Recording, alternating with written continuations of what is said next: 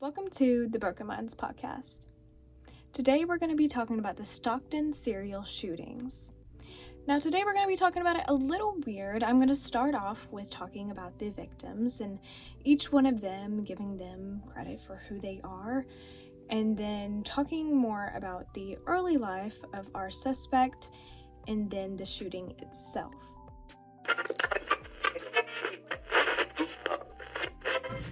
Before we get started, we would like to give a big thank you shout out to our supporters: Georgia Highlands College, Rome Little Theater, Chia Hall Harvest Fair, Rome Shakespeare Festival, WLAQ, Rome News Tribune, Megtrek Collective, Rome Emperors, Rome Area Council for the Arts.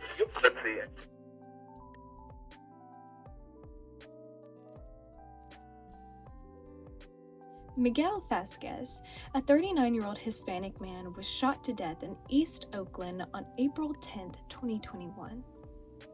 Marvin Haman, a 39-year-old black man, was shot to death in Oakland on April 16, 2021.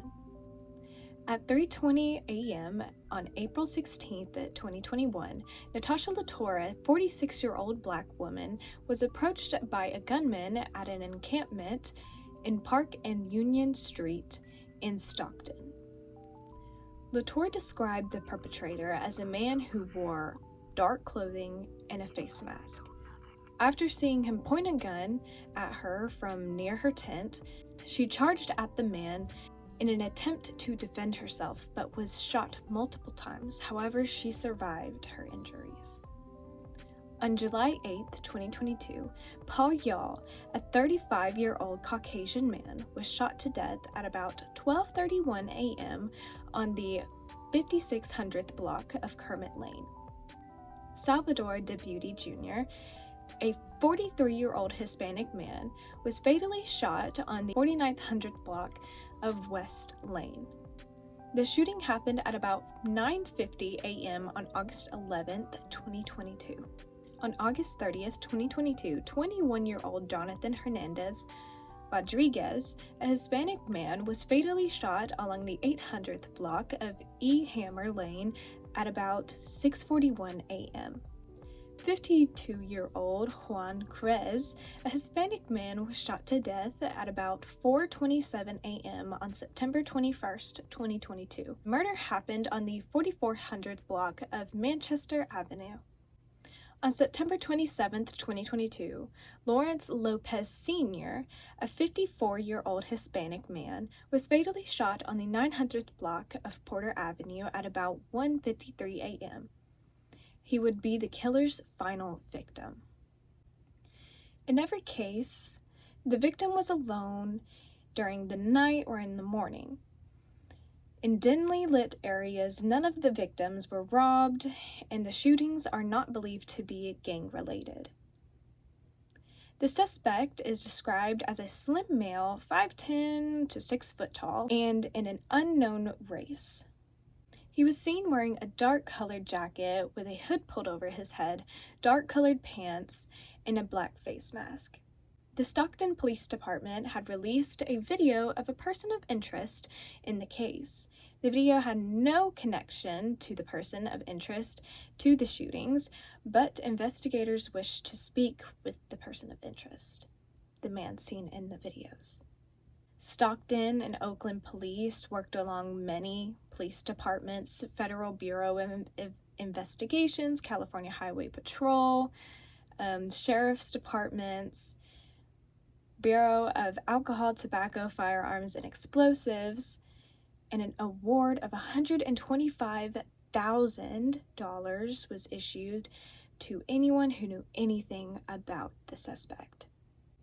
They eventually set up a tip line where they received hundreds and thousands of calls, but none seemed to really open the case. Although a lot of people had theories into whether it was related to the Duck Walk killer, a man who had shot and killed 2 men in Chicago in 2018. Now, for those that don't know the case very well and need more of a background after what has just been given, the Stockton serial shootings were a series of fatal shootings that occurred in Stockton and Oakland, California. Between April 2021 and September 2022, the shootings had been linked together by ballistic testing, but police have not revealed if the same gun was used in every shooting. On October 15th, 2022, a man of interest that goes by Wesley Brownlee was arrested in connection to the shootings. On December 27th, Brownlee was charged with an additional 5 charges. As of 2024, Brownlee is still being examined for competency for trial. Now let's go into more of the background of Brownlee himself. Wesley Brownlee was born in San Francisco but grew up in Oakland. In May 1994, Brownlee was arrested alongside 2 other boys in suspicion of essaying a 14-year-old girl. According to the court records, in an interview with a juvenile probation officer, Brownlee blamed the essay on his 2 friends and claimed innocence. In October 1994, when Brownlee was 16, his brother, Dale Brownlee, who was 17 years old, was shot and killed as a result of a drug-related shooting. 6 months earlier, Wesley's close friend, Kojo Upshaw, 18 years old, was shot to death. According to the court records, Brownlee became very distressed over his brother's death. In 1997, at age 18, Brownlee was arrested in possessing 67 bundles of crack cocaine. He was sentenced to 3 years of probation, but in 1998, his probation was revoked after he was arrested for selling cocaine to an undercover cop. He was sentenced to 2 years in state prison. Court records say he served in San Quentin State Prison. In 2014, he was convicted of selling narcotics. He was sentenced to jail time and probation. Brownlee was employed as a truck driver during the time of the murder. It was very likely that he was traveling back and forth from Oakland to Stockton and performing these murders. What connected Brownlee to the case was the ballistic testing. If they did not test or messed up the evidence in testing this, he would have never been caught. Brownlee went 2 years without being caught for his actions, which is severely surprising when we have all of these security cameras and DNA testing and ballistic testing, and he was never caught sooner. Of course, in this episode, as Brownlee has not been convicted, everything is just my personal opinion and how I feel on the matter, but hopefully Brownlee will be held accountable and competent enough to stand trial to give the victims and their families peace of mind.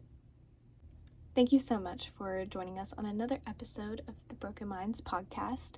I hope to see you in the next one.